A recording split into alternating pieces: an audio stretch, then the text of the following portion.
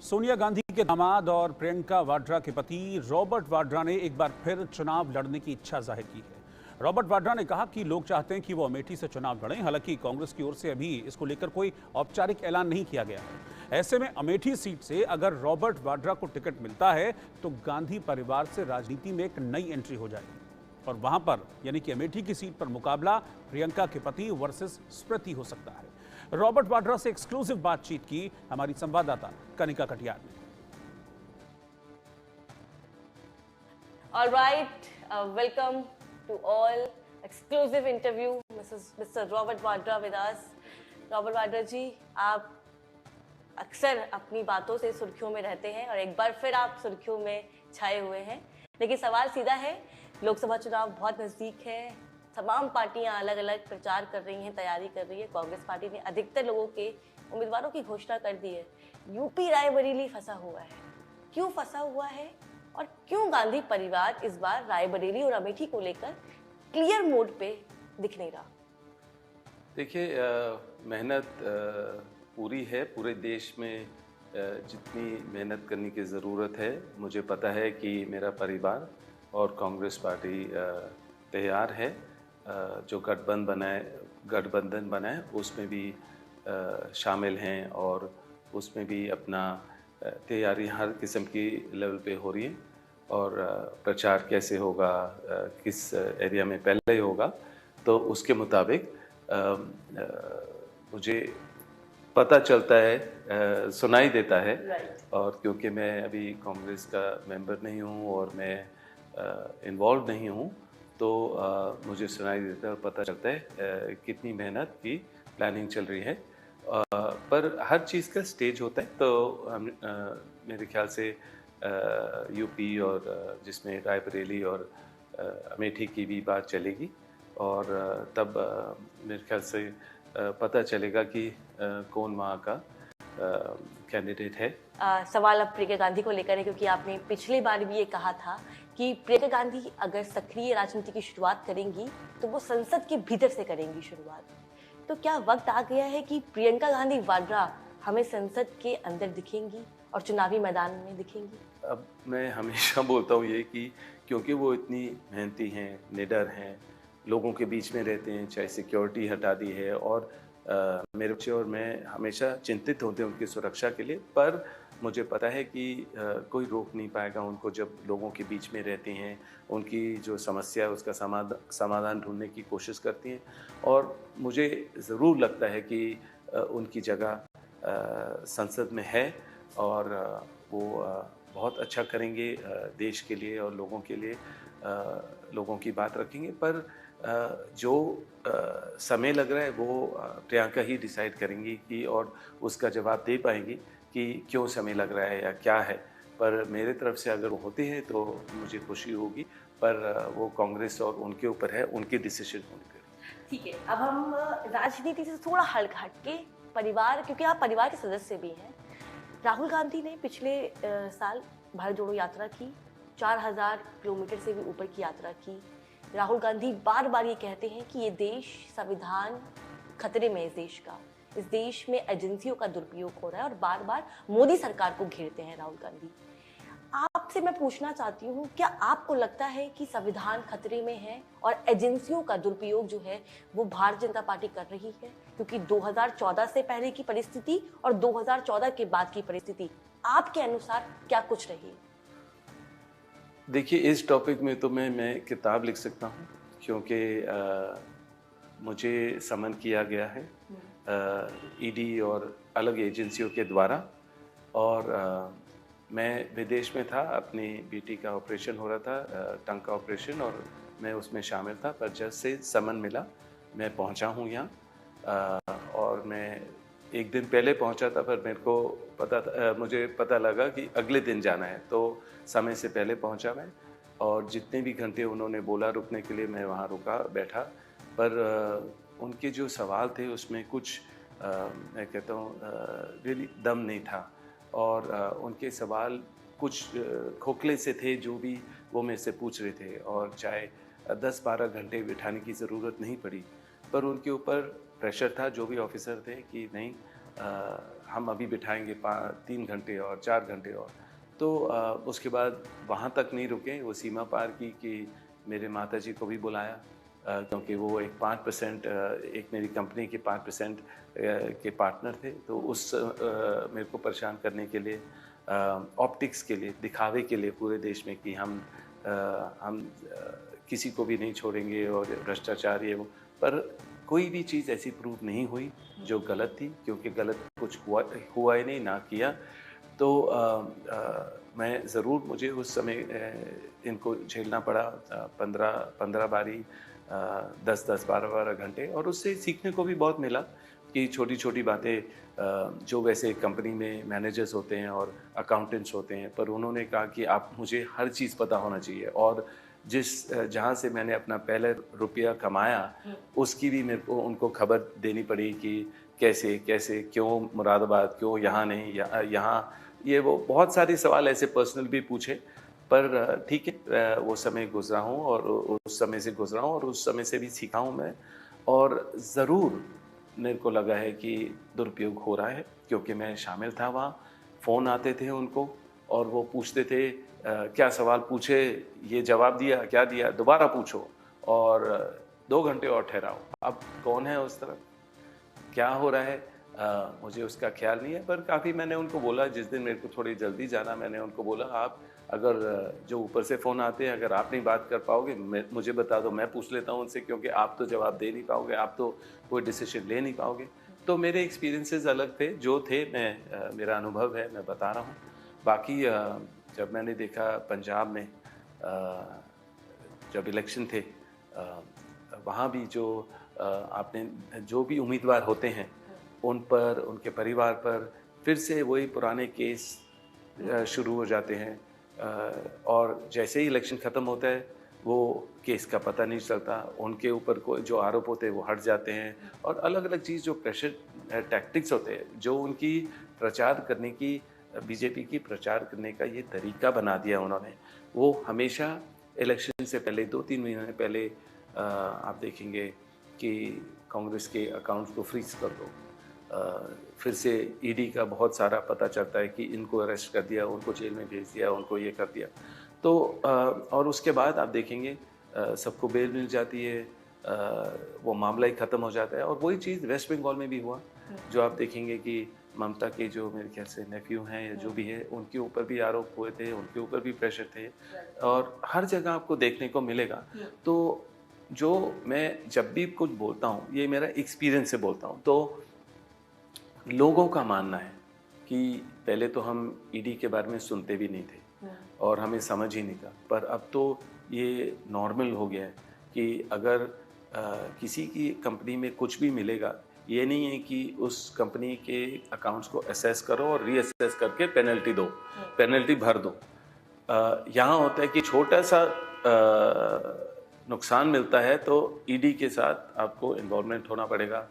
अब उससे क्या नतीजा निकलता है मुझे नहीं पता है, कोई सफाई मिलेगी पर नहीं। पर क्या होता है कि बहुत सारे उद्योगपति, 21,000 उद्योगपति 2017-18 से छोड़ के चले गए। आप भी खुद एक उद्योगपति हैं, बिजनेस करते हैं, बिजनेस में आपका अच्छा नाम है, आपका प्रोफेशन भी है।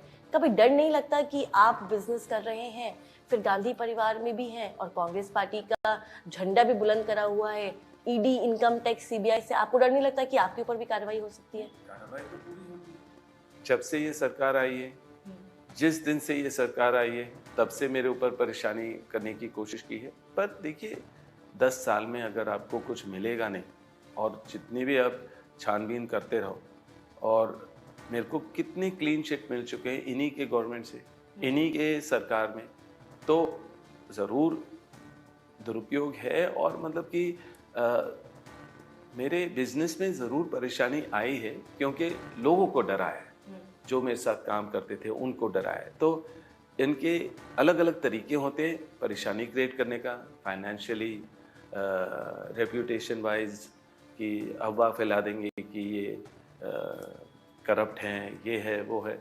पर मुझे पता है, मेरे परिवार को पता है, और जो मेरे दोस्त हैं या जो भी पास हैं, उनको सब पता है कि मतलब कि बिल्कुल सब स्पष्ट और साफ तरीके से काम किया है, कोई गलत किया नहीं है। तो मुझे अब पूरे देश को दिखाई दे रहा है कि जब भी कोई इलेक्शन होता है रॉबर्ट वाड्रा का नाम आ जाता है और फिर से इस्तेमाल करते। तो इसी तरीके से लोग कहते हैं कि जैसे ये परेशानियां हैं और ये एक पॉलिटिकल टारगेट हुआ, तो पॉलिटिक्स को पॉलिटिक्स से ही डील करना चाहिए। तो इसलिए आप अगर राजनीति में पेश आते हैं, अपने कदम लेते हैं और संसद में आते हैं, तो ये जो परेशानियां हैं उसकी जिक्र हो पाएगी, उसकी बात हो पाएगी, क्योंकि आप एक बिजनेसमैन होकर एक पॉलिटिकल वॉर लड़ रहे हो जो सही नहीं है और बहुत आप में झेलने की क्षमता है, पर मतलब कि गलत हो रहा है। और गांधी परिवार का सदस्य होने के नाते ज़रूर आपको परेशान किया जाएगा, क्योंकि उनको लग रहा है कि दिखाएंगे कि करप्शन और अलग अलग चीज़, पर कभी प्रूव नहीं कर पाएंगे क्योंकि कुछ है नहीं प्रूव करने का। एक और सवाल है, क्योंकि कांग्रेस पार्टी में कई नेताओं ने पार्टी छोड़ दी है। हाल में आपने भी देखा होगा, गौरव वल्लभ बहुत मुखर तरीके से पार्टी में मुद्दे उठाते थे लेकिन छोड़ दिया। कहा जाता था कि राहुल गांधी के बहुत करीब भी थे। जब जब लोग पार्टी छोड़ते हैं तो राहुल गांधी पर एक बड़ा आरोप लगाते हैं। वो कहते हैं कि राहुल गांधी अपने आगे किसी की सुनते नहीं हैं। राहुल गांधी परिवार में रहकर भी किसी की बात नहीं मानते हैं। ये भी कहा जाता है कि राहुल गांधी थोड़े से एरोगेंट हैं, अपने आगे वो कभी किसी दूसरे इंसान को टिकने नहीं देते। और ये आरोप कई नेता जो हैं, जो जा चुके हैं या जो रहते भी हैं, वो बार बार इस बात का जिक्र करते हैं। क्योंकि आप परिवार के सदस्य भी हैं, जीजा जी भी हैं राहुल गांधी के, तो बतौर जीजा और बतौर परिवार में ये जानना चाहती हूँ, राहुल गांधी के बारे में ये जो छवि बनी हुई है, ये कितनी सच्चाई है इस छवि के अंदर? देखिए, राहुल जी, राहुल और प्रियंका अपने समझते हैं कि उनको से कितनी मेहनत की है इस देश के लिए, और उन्होंने बहुत सीखा अपने दादी से, अपने पिताजी से, सोनिया जी से। और उनको कभी भी नहीं लगा कि उनको कोई भी पद चाहिए। उनको लगा है कि मेरे को बस देश के लिए काम करना है, देश में जो अन्याय हो रहा है उसको हटाना है और उसके लिए लड़ना है। और जो भी उनके साथ चलेगा, जो मेहनत करेगा, वो बिल्कुल दिखाई देगा, वो सामने दिखाई देगा और उनको ज़रूर मौका दिया जाएगा। पर जो लोग छोड़ के जा रहे हैं, पहले तो वो किस लालच से जा रहे हैं, क्यों उनको पेशेंस या क्षमता है कि वो उनको कोई पद या मतलब कि उनकी जो पहचान है कि मंत्री होने से उनकी पहचान इसी के लिए, आइडेंटिटी की जो होती है कि उनकी पहचान उसी के लिए है क्योंकि वो मंत्री हैं।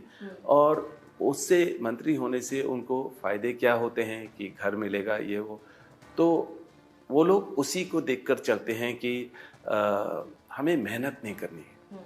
हमें चाहिए कि जिस पार्टी में, जो पार्टी अभी एग्जिस्ट कर रही है इंडिया में और जो पावर में है, कि हमें पावर की लालच है या जिस तरीके से भी उनको खींचा जाता है, वो छोड़ के जाते हैं। अब जो छोड़ के जा रहे हैं, या तो उनको टिकट नहीं मिल रहा है या उनकी सोच बदली है कि नहीं हमें पावर चाहिए। तो मुझे पता है राहुल उनको विदा करेंगे खुशी से और उनके अच्छे फ्यूचर के लिए। हाँ, वो गलत राहुल के बारे में ज़रूर बोलेंगे, क्योंकि जो भी बीजेपी में राहुल के बारे में गलत बोलता है, उनको उनके जो मैं कहूँगा बीजेपी के जो बड़े नेता हैं, उनको खुशी मिलती है, उनको अप्रूवल मिल जाती है कि हाँ, अब ये आदमी ठीक है, कांग्रेस के अगेंस्ट है क्योंकि उसने राहुल के बारे में गलत बोला। विधानसभा चुनाव देखा, हिमाचल की बात कर लेती हूँ। प्रियंका गांधी ने मोर्चा संभाला हुआ था वहाँ पर। कर्नाटक में भी प्रियंका गांधी बहुत सक्रिय थी। आपको लगता है कि 2024 के बाद प्रधानमंत्री के चेहरे पे भी प्रियंका गांधी को सोचना चाहिए, और क्या वो मोदी के सामने एक पीएम का चेहरा बन सकती है? देखिए, अभी तो मैं हमेशा हमें लगा है जो भी लोगों को पसंद है वही सामने आएंगे। और इसमें एक ऐड ऑन भी कर देती हूँ। आप मास में जाते हैं, लोगों से मिलते हैं, कभी कभी लोगों ने इस बात की हमेशा बात जिक्र किया है कि प्रियंका गांधी वाड्रा को पीएम फेस होना चाहिए कांग्रेस पार्टी की। नहीं, मैंने ये नहीं देखा है, मैंने ये नहीं सुना है। ज़रूर उनको लगता है कि उनको संसद में होना चाहिए।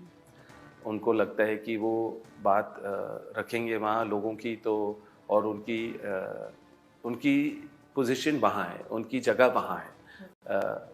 पर ज़रूर लोग अब राहुल की मेहनत को समझते हैं।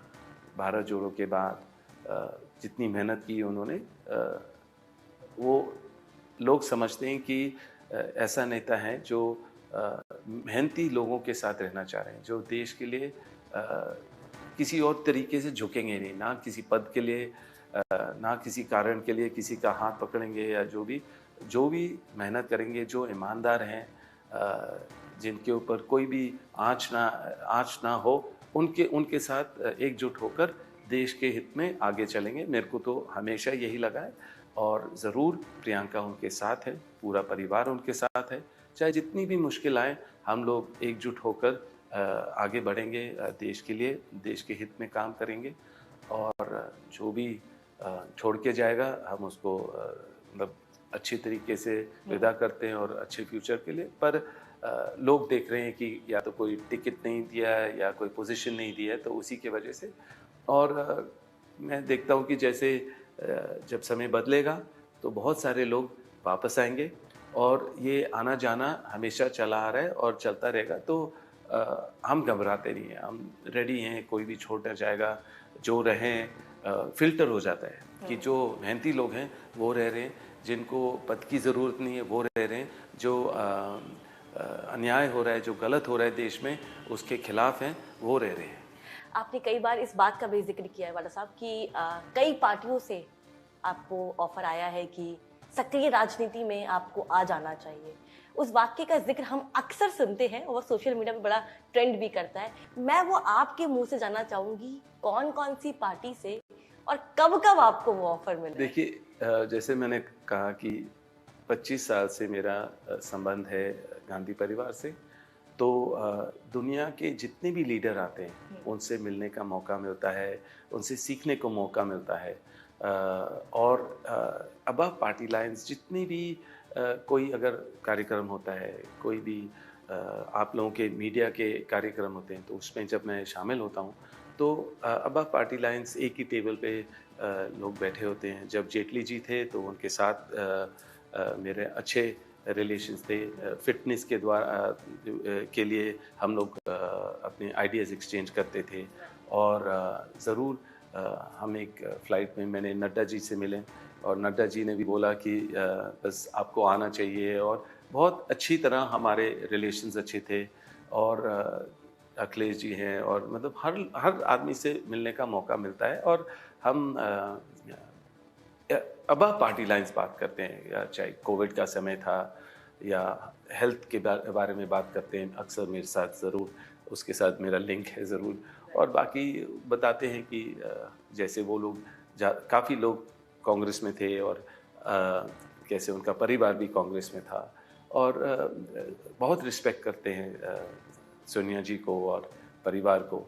पर जो उनकी पार्टी के सोच अलग है, आइडियोलॉजी अलग है, पर वो ज़रूर बोलते हैं कि आप इतना समय मत लो, कभी भी आपको अगर हमारी ज़रूरत पड़े तो आप हमारे तरफ से आइए, हमारे दरवाजे खुले हैं आपके लिए, हम आपको जिताएंगे, भारी बहुमत से जिताएंगे।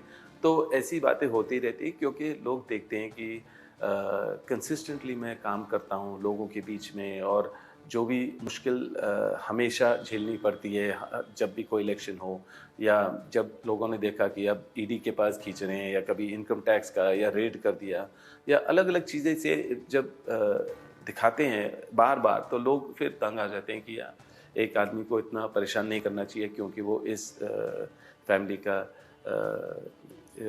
फैमिली से संबंध रखते हैं, और उनको पता है इसी की वजह से है या जो भी है, तो उनको ज़रूर लगता है कि आप हमारे साथ जुड़िए, और अगर कभी भी हम आपके लिए कुछ भी कर सकते हैं, या आप हमारी पार्टी में आना चाहेंगे, या हम आपको भारी बहुमत से जिताएंगे। तो ये सारी बातें होती रहती हैं। कोई ऐसी पर्टिकुलर पार्टी नहीं है जिसने मेरे को खींचने की कोशिश की। सब लोग बोलते हैं, सब लोगों के साथ रिश्ता है, तो इसलिए मेरे को पुकार सब जगह से आती है। तो कभी आपने सोचा कि कांग्रेस अगर मौका नहीं दे रही, क्योंकि 2019 में भी आपने कहा था कि आप चुनाव लड़ना चाहते हैं, आप राजनीति की शुरुआत करना चाहते हैं, कभी ख्याल नहीं आया आपके दिमाग में कि कांग्रेस नहीं तो चलो बीजेपी चल रही है? नहीं, कभी भी नहीं। हमारी सोच, आइडियोलॉजी बहुत अलग है और मैं सोनिया जी का बहुत आदर और सम्मान करता हूँ और मेरे को बहुत रिस्पेक्ट है, उनसे बहुत प्यार मिला है और जो गांधी परिवार ने मुझे दिया है और मेरे लिए किया है और मुझे किसी पद के लिए मेरी कोई लालच नहीं है। मैं बहुत खुश हूँ और मैं जो अगर कांग्रेस पार्टी चाहेगी या परिवार चाहेगा, उन्हीं के द्वारा, उन्हीं के सोच के साथ, उन्हीं के आशीर्वाद के साथ मैं आगे बढ़ूँगा। तो रॉबर्ट वाड्रा को हम राजनीति में कब से देखेंगे और क्या उत्तर प्रदेश से रॉबर्ट वाड्रा अपनी राजनीति की शुरुआत करने वाले हैं? मैं कहूँगा कि जब मेरे परिवार को लगेगा कि ये सही समय है तो ज़रूर मैं उसमें शामिल हूँगा। तो प्रियंका गांधी ने ग्रीन सिग्नल दे दिया इस बात के लिए? प्रियंका नहीं, मतलब पूरे परिवार को इकट्ठे बात करनी पड़ेगी, इकट्ठे सोचना पड़ेगा कि अगर मैं कुछ अच्छा कर कभी सकता आपने हूँ। जाहिर किया, जैसे हम नहीं, डायनिंग टेबल सबको बैठते पता हैं है, तो जाहिर करते हैं अपनी बातों सबको पता है, पर समय है जो बदलता है, समय है जो अभी हमें फोकस करना है राहुल पर और कांग्रेस को मजबूत बनाने के लिए, और मैं अपने लिए नहीं सोचूंगा। अभी तो हमें राहुल के लिए सोचना है और कांग्रेस पार्टी को मजबूत बनाने के लिए सोचना है। बहुत बहुत शुक्रिया रॉबर्ट वाड्रा जी, हमसे बातचीत करने के लिए। साफ तौर पे रॉबर्ट वाड्रा ने इस बात का ऐलान किया है कि कहीं ना कहीं धीमी चुपी बातों में कहा है कि बहुत जल्दी वो राजनीति में दिखेंगे, लेकिन फैसला पार्टी का और परिवार का होगा। कैमरा पर्सन अविनाश के साथ मैं कनिका, इंडिया न्यूज।